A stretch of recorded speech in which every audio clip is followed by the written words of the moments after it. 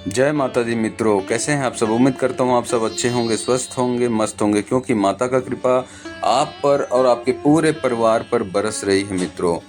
मित्रों, अष्टमी जो होती है माता दुर्गा का अष्ट स्वरूप महागौरी माता का पूजन का व्रत का ये दिवस होता है। तो आज आपके लिए हम लेकर आए हैं माता गौरी का पूजन, साधना, आरती और भोग।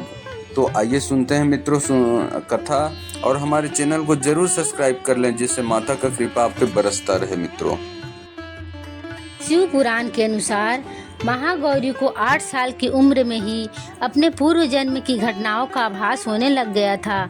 उन्होंने इसी उम्र से ही भगवान शिव को अपना पति मान लिया था और शिव को पति रूप में पाने के लिए तपस्या भी शुरू कर दी थी। अपनी तपस्या के दौरान केवल कंद मूल, फल और पत्तों का आहार करती थी। बाद में माता केवल वायु पीकर ही तप करना आरंभ कर दिया था। तपस्या से माता पार्वती को महान गौरव प्राप्त हुआ और इससे उनका नाम महागौरी पड़ा। माता की तपस्या से प्रसन्न होकर भगवान शिव ने उनको गंगा में स्नान करने के लिए कहा।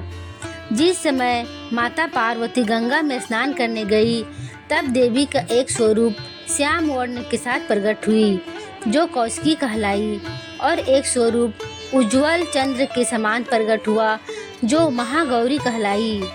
माँ गौरी अपने हर भक्त का कल्याण करती है और उनको सभी समस्याओं से मुक्ति दिलाती है। महागौरी का वर्ण रूप से गौर अर्थात सफ़ेद है और इनके वस्त्र व आभूषण भी सफ़ेद रंग के ही है। माँ का वाहन वृषभ अर्थात बैल है, जो भगवान शिव का भी वाहन है। माँ का दाहिना हाथ अभय मुद्रा में है और नीचे वाले हाथ में दुर्गा शक्ति का प्रतीक त्रिशूल है।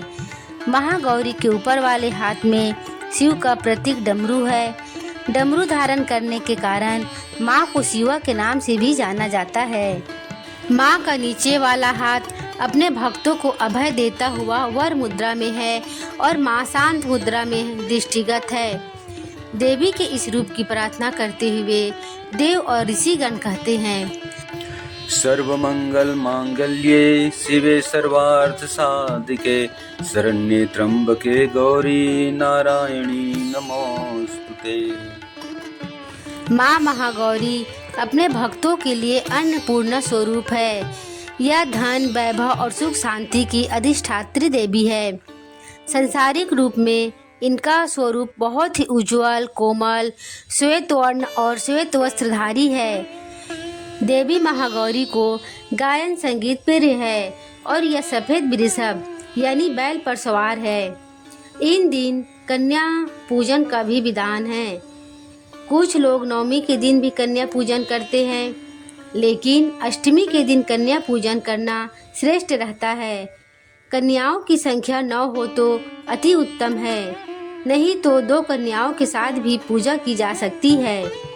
अष्टमी तिथि के दिन नारियल का भोग लगाने की परंपरा है।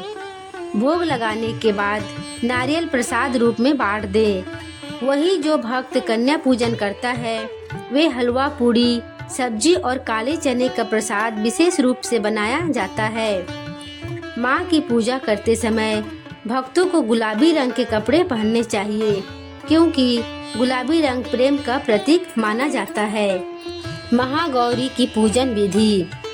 अष्टमी तिथि पर महागौरी की पूजा का विधान भी बाकी दिनों की तरह ही होता है।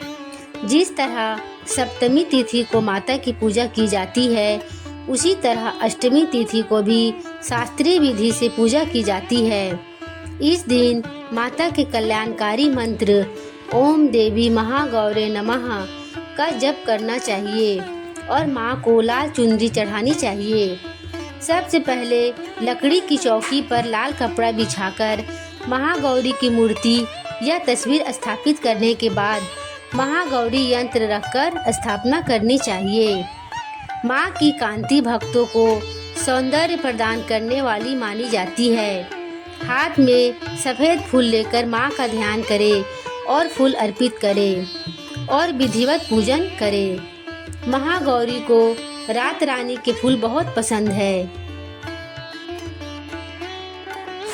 मित्रों, महागौरी माता की यह पूजन विधि और यह कथा कैसी लगी आपको ज़रूर बताएं और हमारे चैनल को सब्सक्राइब कर लें मित्रों। फिर मिलते हैं मित्रों। जय माता दी।